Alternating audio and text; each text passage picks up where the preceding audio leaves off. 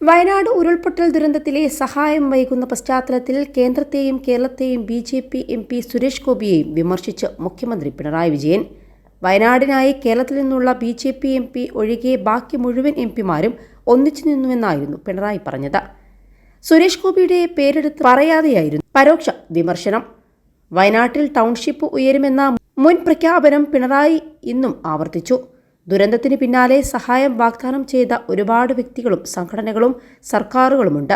വയനാട്ടിൽ ടൗൺഷിപ്പ് ഉയരും, നടപ്പാക്കാൻ പറ്റുന്നതേ ഇടത് സർക്കാർ പറയാറുള്ളൂവെന്നും ലോകത്തിന് മാതൃകയായ ടൗൺഷിപ്പ് തന്നെ നിർമ്മിക്കുമെന്നും മുഖ്യമന്ത്രി തന്റെ നിലപാട് ആവർത്തിച്ചു പറഞ്ഞു. കേന്ദ്രം കേരളത്തോട് പകപോക്കുകയാണെന്നും പിണറായി ആരോപിച്ചു.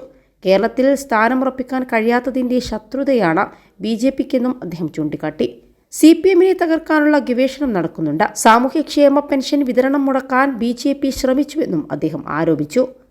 21 ലക്ഷത്തോളം സന്തുഷ്ടരായ ഉപഭോക്താക്കളും 2 ലക്ഷത്തോളം തിമിര ശസ്ത്രക്രിയകളും പൂർത്തിയാക്കിയ മലബാറിലെ ഏക കണ്ണാശുപത്രി Al Salama high hospital, hospital road, Perinthalmanna.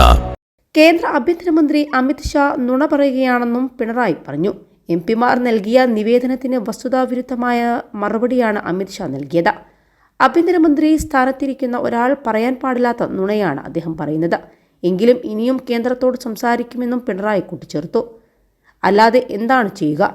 മറ്റ് സംസ്ഥാനങ്ങൾക്ക് പണം നൽകുന്നതിൽ കേരളത്തിന് എതിർപ്പില്ല. കേരളവും അതുപോലെയൊരു സംസ്ഥാനമല്ലേ? കേരളത്തിലെ ജനങ്ങൾക്ക് ആവശ്യമായ പണം അനുവദിക്കണ്ടേ? ഇതൊക്കെ ജനങ്ങൾ തിരിച്ചറിയണമെന്നും പിണറായി ആവശ്യപ്പെട്ടു. വിഷയത്തിൽ തുടർച്ചയായ 3-ാം തവണയാണ് കേന്ദ്രത്തിനെതിരെ പിണറായി സ്വരം കടുപ്പിക്കുന്നത്. അതിനിടെ കഴിഞ്ഞ ദിവസം രക്ഷാപ്രവർത്തനത്തിന് തിരിച്ചടക്കേണ്ട പണത്തിന്റെ കണക്കുകൾ കേന്ദ്രം ആവശ്യപ്പെട്ടത് പുറത്തുവന്നിരുന്നു. പ്രളയം മുതൽ വയനാട് ഉരുൾപൊട്ടൽ ദുരന്തം വരെ എയർലിഫ്റ്റിംഗിന് ചിലവായ തുക തിരിച്ചടക്കാനാണ് നിർദ്ദേശിച്ചിരിക്കുന്നത്. ഇതുപ്രകാരം 132 കോടിയോളം രൂപയാണ് കേരളം തിരിച്ചടക്കേണ്ടി വരിക. കേന്ദ്ര പ്രതിരോധ മന്ത്രാലയത്തിലെ joint secretary air marshal Vikram കൗറാണ് ഇത് സംബന്ധിച്ച് കത്ത് പുറത്തുവന്നത്. ഇത് വലിയ വിമർശനത്തിന് ഇടയാക്കിയിരുന്നു. വയനാട് ഉരുൾപൊട്ടൽ ദുരന്തത്തിന്റെ ദുരിതാശ്വാസ ഭാഗമായി സംസ്ഥാനം കേന്ദ്രത്തോട് പണം തേടിയിരിക്കുന്ന സമയത്താണ് മുൻകാല കണക്കുകൾ ചൂണ്ടിക്കാട്ടി കേന്ദ്രം അങ്ങോട്ട് പണം ആവശ്യപ്പെടുന്നത്.